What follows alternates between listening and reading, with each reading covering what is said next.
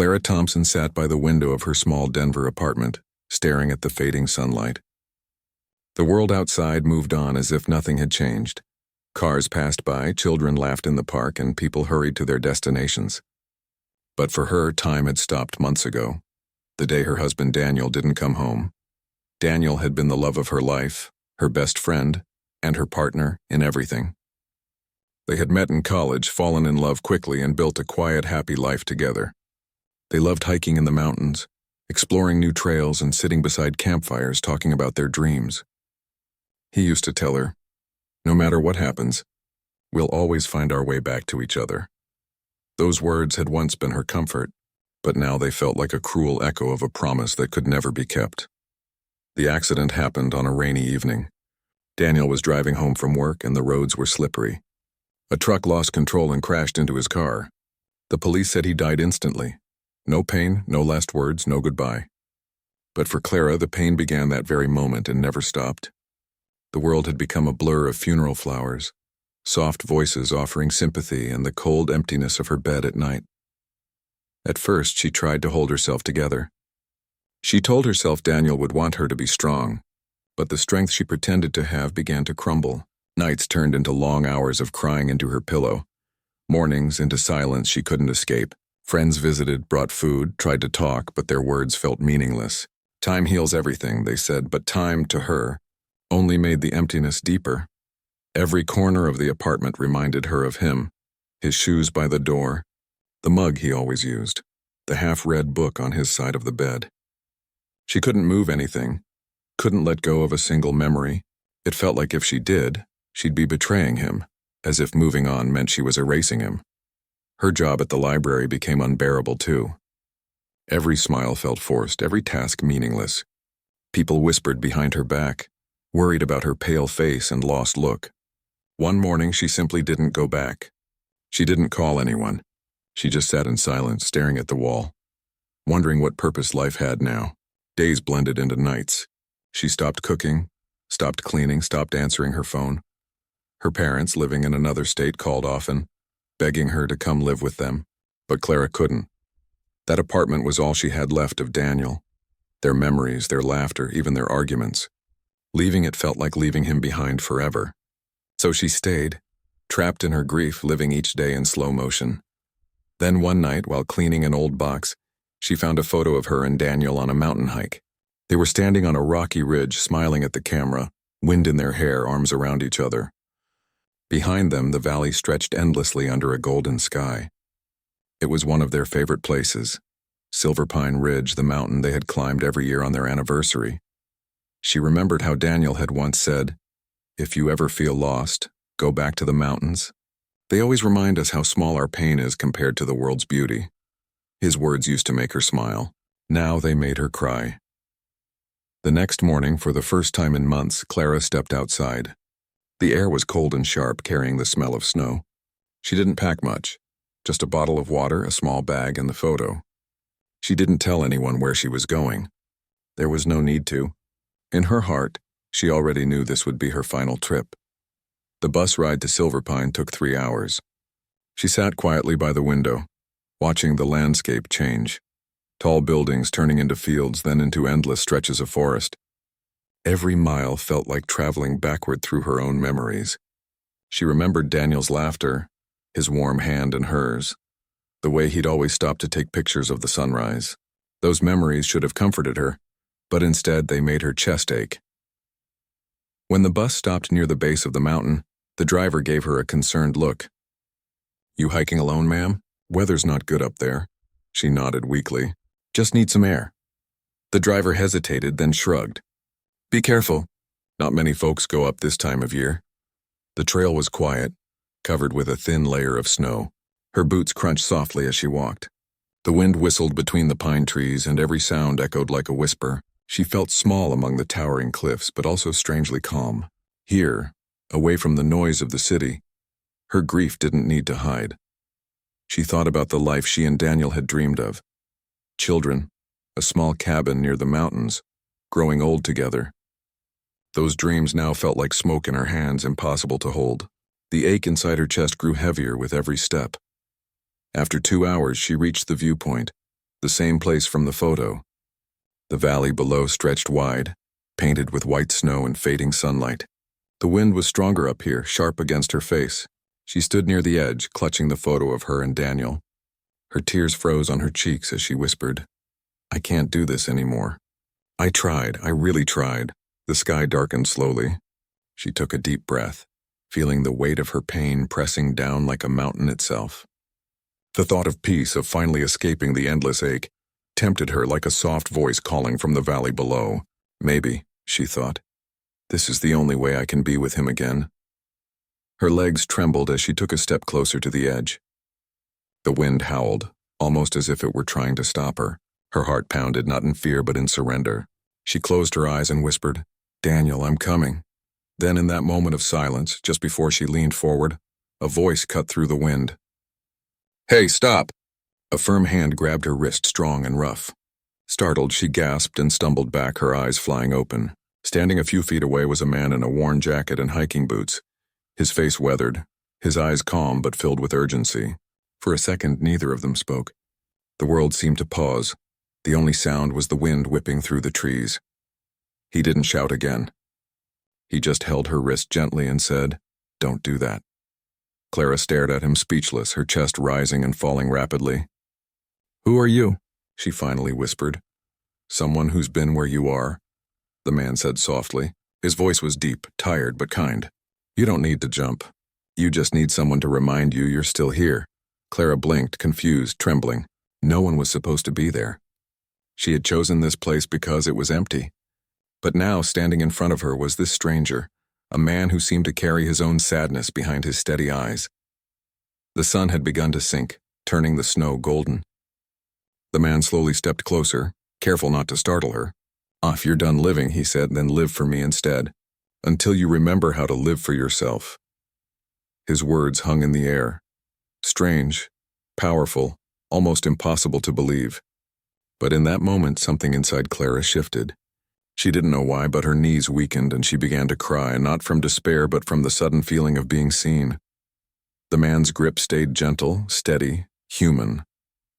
For the first time in months, Clara realized she wasn't alone on that mountain, and though she didn't know it yet, that single moment, that single touch, was about to change the rest of her life.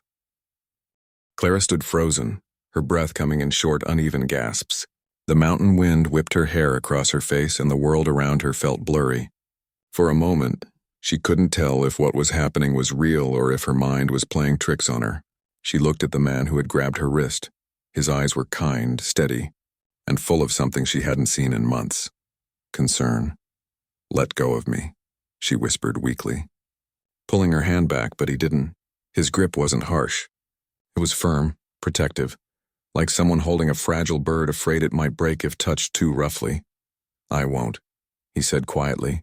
"Not until you step back from the edge." Clara glanced behind her. The drop was deep, sharp rocks and snow far below.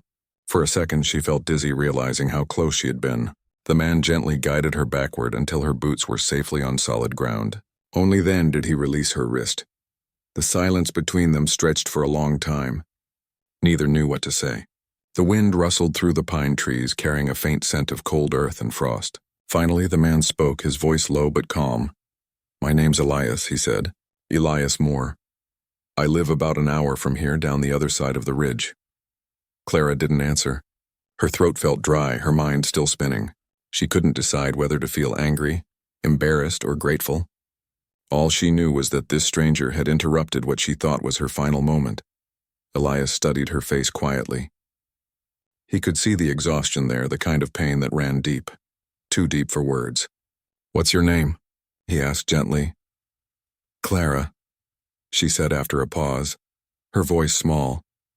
"Well, Clara," he said, kneeling slightly to look at her eyes.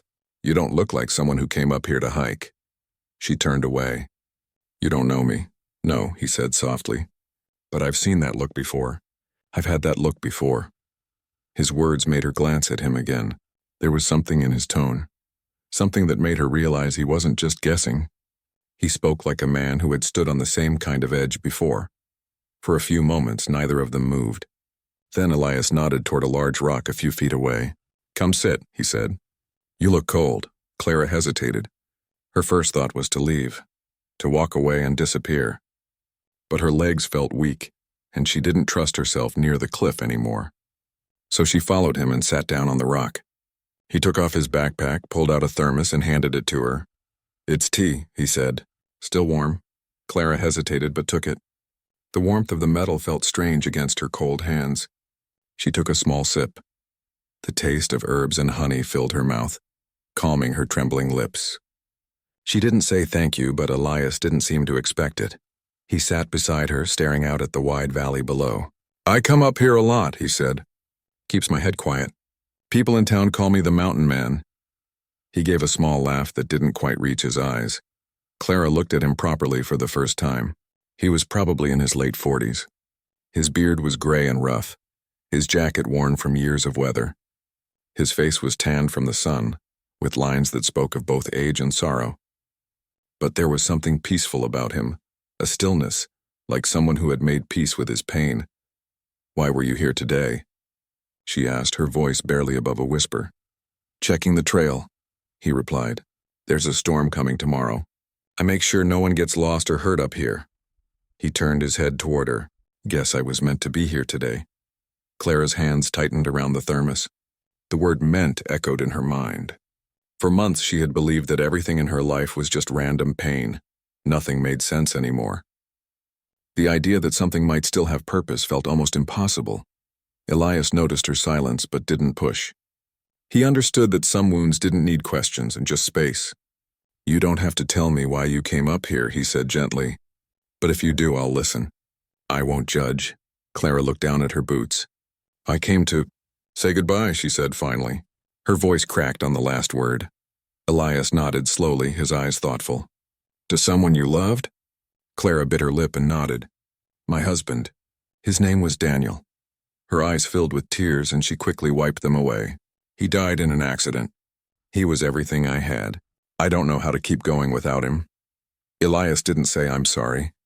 He had learned long ago that those words, no matter how kind, never really helped. Instead, he said softly, "I lost my family too." Clara turned to him, surprised. He gave a slow nod. "My wife and daughter. It was years ago. Car crash. I thought I'd die from the pain. For a while I wanted to." His voice didn't shake.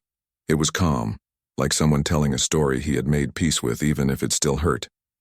"What stopped you?" she asked quietly. He looked out at the valley, his gaze distant. "One morning I woke up and realized that if I gave up, their memory would fade with me. I couldn't let that happen, so I came up here to start over. The mountains were the only place that didn't judge me for being broken." His words sank deep into her heart. There was something raw and real about them. He wasn't trying to cheer her up or fill the silence with empty comfort. He was simply sharing the truth, that healing didn't happen all at once. That maybe survival itself was a quiet form of love. They sat there until the sun began to dip lower, painting the snow in soft gold and orange light. For the first time in months, Clara felt the air fill her lungs fully. The mountain no longer felt like a place to end her pain. It felt like a place where someone else had once begun again. When the cold started biting harder, Elias stood up and reached out his hand. "It's getting dark," he said. "Come with me. My cabin's not far. You can rest." When Elias brought Clara to his small wooden cabin, the snow had already started falling again. The sky was pale gray and the wind carried a chill that made every breath visible. The cabin stood quietly among tall pine trees, smoke rising gently from its chimney. It wasn't fancy, just a simple home built from logs with a porch, a small barn, and an old rocking chair by the door. But to Clara, after the cold emptiness of her apartment, it felt strangely comforting. Inside, the warmth of a crackling fire greeted her. The scent of burning pine filled the air, and the orange glow of the flames danced across the wooden walls. Elias took off his coat, hung it on a hook, and handed her a blanket. "Sit close to the fire," he said gently. "You're freezing." Clara sat down on a rug near the fireplace, her hands trembling slightly as she reached toward the heat. Her mind was still spinning from what had happened on the mountain. Just hours ago, she had been ready to end everything. And now, she was sitting in a stranger's cabin, wrapped in a warm blanket, her heart pounding with confusion. Elias moved slowly around the small kitchen, pouring hot tea into 2 old cups. He handed one to her and sat across from her, his eyes studying her face quietly but kindly. For a long moment, neither of them spoke. Only the fire crackled between them, filling the silence. Finally, Clara whispered, "Why did you stop me?" Elias looked down at his tea. "Because I know what it's like to stand where you stood," he said softly. His voice carried a weight that made her look up. "I've been there. A long time ago." Clara hesitated. You've lost someone too?" He nodded slowly. "My wife and little girl. 12 years ago. A car accident." His words were calm, but the pain behind them was quiet and deep like an old scar. "I lost everything that mattered. For a while I didn't see a reason to keep breathing either, but somehow I ended up here. The mountains became my home. They don't ask questions. They just listen." Clara's eyes filled with tears. She didn't know what to say. His story felt like a mirror of her own pain. Different details, same emptiness. She wiped her tears quickly, embarrassed. "I'm sorry," she whispered. "I didn't mean to. Ruin your day." Elias shook his head gently. "You didn't ruin anything. Maybe we were both meant to be here today." Those words hung in the air, soft but powerful. Clara looked at him. This man with weathered hands, gray in his beard, eyes that seemed to have seen both storms and sunsets. There was a calmness about him, something steady that made her want to stay a little longer. He smiled faintly. "You must be hungry. There's soup on the stove." Before she could protest, he stood up and served her a bowl. It wasn't fancy, just vegetable soup, but the warmth of it filled her like comfort she hadn't felt in months. She didn't realize how long it had been since she'd eaten properly. After dinner, Elias showed her the guest room. It was small, with a wooden bed and thick blankets, a single oil lamp on the nightstand, and a small window looking out at the snow-covered trees. "You can rest here tonight," he said. "The storm will pass by morning." Clara hesitated at the doorway. "Thank you for everything." He nodded, his face kind but serious. "You don't have to thank me. Just get some rest. Tomorrow we'll talk." That night, Clara lay awake for hours. She listened to the wind howling outside and the faint crackle of the fire from the next room. The warmth of the cabin felt safe, but her mind was still heavy. She thought about Daniel, his laugh, his voice, his last morning before the accident. The memories washed over her like waves, but this time something was different. For the first time, she didn't feel completely alone in her pain. There was another soul under the same roof who understood what it felt like to lose everything. When morning came, the world outside was white. The snow covered everything in silence. Elias was already up, feeding his old dog, a golden retriever named Max. The dog wagged his tail and came to greet Clara with friendly eyes. She smiled faintly and bent down to pat him. "He's beautiful," she said softly. "Yeah," Elias replied, smiling for the first time. "He's been my only friend for years. But he's loyal. He doesn't judge, doesn't talk too much." That made Clara laugh quietly. It was a small laugh, but it surprised her. It felt strange, like her voice had forgotten how to sound light. Elias looked at her amused. "That's better," he said. "Laughter suits you." Clara blushed and looked away, sipping the tea he had made for her. They ate breakfast together, just bread and eggs, and for the first time in months, Clara felt hungry enough to finish a meal. Later, as they sat by the fire again, Elias asked, "Do you want to tell me about him?" Clara looked into the flames. For a long time she couldn't speak, but then slowly she began to talk. She told him about Daniel, how they met, how he made her laugh, how kind he was. She spoke of their plans, their home, their anniversary hikes, and finally, the day she lost him. Her voice shook and tears streamed down her face, but she didn't stop. Elias didn't interrupt. He just listened quietly, his eyes steady on her face, his hands folded together. When she finished, she felt empty, but also lighter. Like she had released something heavy she'd been carrying for too long. Elias nodded slowly. "He must have loved you very much," she nodded, whispering, "and I loved him. I still do." He looked at her for a long moment, then said quietly, "Then that love doesn't die. It just changes shape. It becomes the reason we keep going." Clara stared at him, unsure what to say, but those words sank into her heart. Something in them made sense. Something she hadn't been able to understand before. The rest of the day passed quietly. Clara helped Elias gather firewood, feed Max, and tidy the cabin. She wasn't used to such simple work, but it gave her mind a break from her sadness. The air outside was fresh and crisp, and when she looked at the snowy mountains, they no longer felt like a place of endings but of new beginnings. That evening, Elias made them both dinner again, roasted potatoes and beans. They ate while watching the firelight flicker across the walls. Afterward, Clara asked, "Why did you choose to live here all alone?" He thought for a moment. "Because people talk too much," he said with a faint smile. "They tell you to move on, to forget. But grief doesn't work like that. Up here I can remember them without pretending I'm fine." Clara nodded slowly. "That's how I felt too. Like everyone wanted me to pretend." Elias looked at her, his voice soft but strong. "You don't have to pretend here. You can just be." Those simple words touched her deeply. For the first time, she felt she could breathe freely without hiding her sorrow. Before going to bed that night, she stood by the window, looking at the stars above the mountain. They seemed closer, brighter.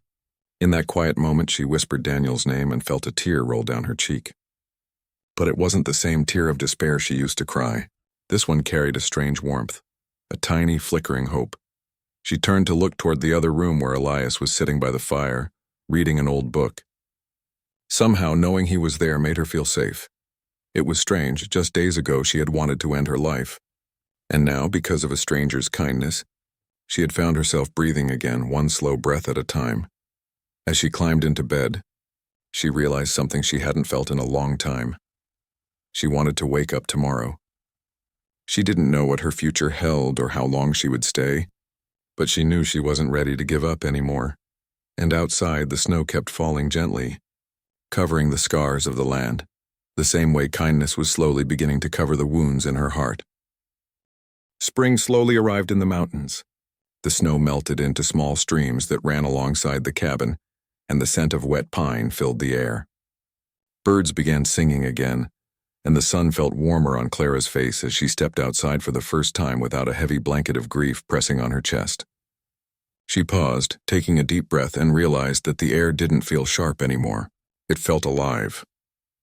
Over the past few weeks, Clara's life had begun to change almost without her noticing.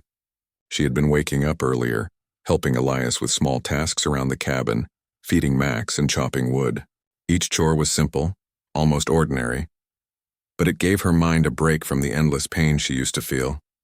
She found herself laughing quietly at small things, like when Max tried to catch his own tail, or when Elias made a joke about burning the potatoes again. These moments felt new, almost foreign, but they also felt like the first rays of hope breaking through a long winter. Elias was patient with her. He never rushed her, never forced her to talk about her grief unless she wanted to. Instead, he guided her gently through small experiences that reminded her there was beauty in life, even after tragedy. One morning, he led her to a nearby stream where the water tumbled over rocks, sparkling in the sunlight. "See this?" he said, kneeling beside the flowing water. "Even after winter, it keeps moving. Even after storms, it finds a way.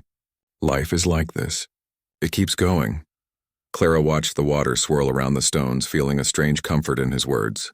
For the first time, she allowed herself to feel gratitude for the sunlight, for the sound of the stream, and for the simple fact that she was still alive. Days passed, and Clara began to write again. She found an old notebook tucked away in her bag and began filling it with letters to Daniel. She didn't intend to send them, they were just for her. In those letters, she told him about the cabin, the mountains, Elias and Max. She described the snow melting, the flowers beginning to bloom, and even the first time she laughed in weeks. Writing these letters made her heart feel lighter, like she was sharing her life with him again in a way that didn't hurt. Elias noticed the change, though he never asked directly. Sometimes he would glance at her writing and nod approvingly. "Good," he would say simply. And that was enough.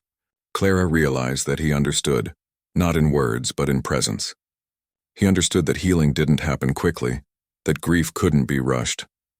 One day, while they were tending to the garden near the cabin, Clara asked quietly, "Do you ever stop missing them?" She had asked herself this question countless times in her darkest moments. Now she asked it out loud, hoping for an answer that might soothe her aching heart. Elias looked at the horizon, where the sun painted the mountains in gold. "No," he said softly. I never stop missing them. But I've learned that missing someone doesn't mean life stops. It means they mattered. It means love existed, and love is stronger than loss. Clara thought about his words long after that day. She realized that she had been trying to forget Daniel completely, as if erasing his memory would ease her pain. But now she understood that love didn't end just because someone died. Love could live on in memory, in actions, in the way she chose to live her life. The days turned into weeks, and Clara began to feel stronger. She started exploring small trails around the cabin, learning to recognize the birds, the plants, and even the patterns of the clouds in the sky. She discovered a joy she hadn't felt in months. The joy of simple existence, of being part of a world that was bigger than her grief. Elias continued to guide her, but now their relationship began to change. It was no longer just about survival or saving a life. It became about companionship. They shared stories of their pasts, laughed at silly jokes, and sometimes sat together in silence watching the sun set behind the mountains. It was in these moments that Clara began to feel trust. Trust not only in him, but in life itself. One chilly afternoon, they built a small fire outside and roasted marshmallows. Clara laughed as she burned one in her eagerness to eat it. Elias shook his head, smiling. "You're still impatient," he teased. Clara smiled back, a genuine smile that came from deep within her, not forced or hollow. She realized she hadn't felt this way in a very long time, the warmth of a shared moment, the simplicity of being alive and appreciated. That evening, as they sat by the fire, Clara spoke about her fears. "I used to think I couldn't live without him," she said softly, staring into the flames. "I thought life would never have meaning again." Elias nodded, understanding. "And now?" he asked. "Now?" She hesitated. "Now I feel like maybe it can, slowly, in small ways. And maybe I can find happiness again, even if it's different from before." Elias reached out and placed a hand on hers. That's all anyone can hope for. To live again, bit by bit, even after everything. It wasn't instant healing, but it was progress. Clara realized that grief was not a straight path. It had ups and downs, good days and bad. And that was okay. She allowed herself to cry when memories came, to laugh when moments were light, and to feel the small pleasures of life without guilt. One morning, while walking along a familiar trail, Clara stopped to look at a single flower blooming through the snow. Its bright yellow petals contrasted against the white around it. She smiled, realizing that life had a way of pushing through even in the harshest conditions. And perhaps, like the flower, she could bloom again too. Elias noticed her pause and walked over. "Beautiful, isn't it?" he said. Clara nodded. "Yes, life can be beautiful even after loss." Elias smiled gently. "It can, but only if you let yourself see it." And slowly Clara began to see it. The small wonders, the simple joys, the moments that reminded her there was still life to live. She realized that her love for Daniel didn't have to end. It could be a part of her, guiding her, reminding her to cherish what she had now. Days turned into weeks, and Clara felt stronger each day. She laughed more freely, helped more willingly, and even began to plan small tasks for the future, things she had never imagined doing again. She and Elias worked together to repair the old fence around the cabin, plant a small garden, and even fix the roof before the spring rains arrived. Each task felt purposeful, each day filled with small victories. One evening, as the sun set, Clara sat on the porch with Max at her feet. She realized that she wasn't thinking about ending her life anymore. The thought that had once consumed her mind was gone. Instead, she thought about tomorrow, about what she could do, about how she could keep moving forward. Elias joined her, bringing a thermos of tea. They sat in silence for a moment, watching the sky turn shades of pink and orange. Clara felt a sense of peace she hadn't known in months. "Thank you," she whispered. "For what?" Elias asked, smiling softly. "For everything," she said. "For stopping me. For showing me I can still live. For reminding me there's hope." Elias looked at her, his eyes kind. "No," he said gently. "You're the one who found the strength. I just held out a hand. You took it." Clara thought about that and realized he was right. She had chosen to keep going, to breathe, to take small steps toward life again. And in that choice, she had discovered something powerful, that even broken hearts could mend, even after unimaginable loss. That night, as she lay in bed, Clara looked at the ceiling and whispered a quiet prayer of gratitude. Not for the past, but for the present, for the small moments of healing, for the mountains, for the stranger who became her guide. She closed her eyes and allowed herself to dream again. Dreams that didn't erase Daniel, but honored him by living fully even in his absence. And somewhere deep inside, Clara felt a flicker of hope, a tiny flame that promised life could be gentle again, that joy could return, and that even in grief, the heart could learn to beat steadily once more. Spring had fully arrived in the mountains. The snow was gone, leaving the trails dotted with fresh green grass, wildflowers, and the gentle sounds of water flowing through melted streams. The air was crisp but warm, carrying the scent of pine and earth. Clara woke up early that morning, feeling a strange mix of calm and excitement she hadn't felt in months. She stretched, listening to the quiet sounds of birds singing and Max scratching at the door, ready for their morning walk. Over the past few weeks, Clara had grown stronger, physically, mentally, and emotionally. She no longer felt trapped by the crushing grief that had once filled her heart. She could laugh again, feel the beauty of the mountains, and even enjoy small tasks without the burden of despair. But today felt different. There was something in the air, something in her chest that whispered of change. After a simple breakfast of toast and tea, Elias approached her with a small wooden box in his hands. He carried it carefully, almost reverently. "I thought we should do something together today," he said softly. "Something to honor the past and the future." Clara looked at him curiously as he led her toward the trail they had walked countless times over the last few weeks. The path climbed gently up to the same ridge where Clara had once stood, ready to give up on life. Her heart beat faster as they approached, memories of that dark day rushing back. But this time, instead of fear, she felt a sense of determination, a sense that she had been given a second chance and that she was ready to accept it. When they reached the ridge, Elias stopped and handed Clara the wooden box. She opened it slowly, revealing 2 small wooden crosses. One was carved simply with her husband Daniel's name etched carefully into it. The other was for Elias's wife and daughter, who had been gone for many years. Clara felt her chest tighten at the sight of the crosses. Tears filled her eyes, but they were not tears of pain. They were tears of remembrance, love, and gratitude. Together they knelt in the snow, placing the crosses into the ground. Clara whispered Daniel's name, feeling his presence in the soft wind that brushed past her. Elias said a quiet prayer for his wife and daughter. For a long time they stayed there in silence, letting the cold air and the peaceful valley below carry their thoughts. The mountains, which had once felt like a place of endings, now felt like a sanctuary of memory and hope.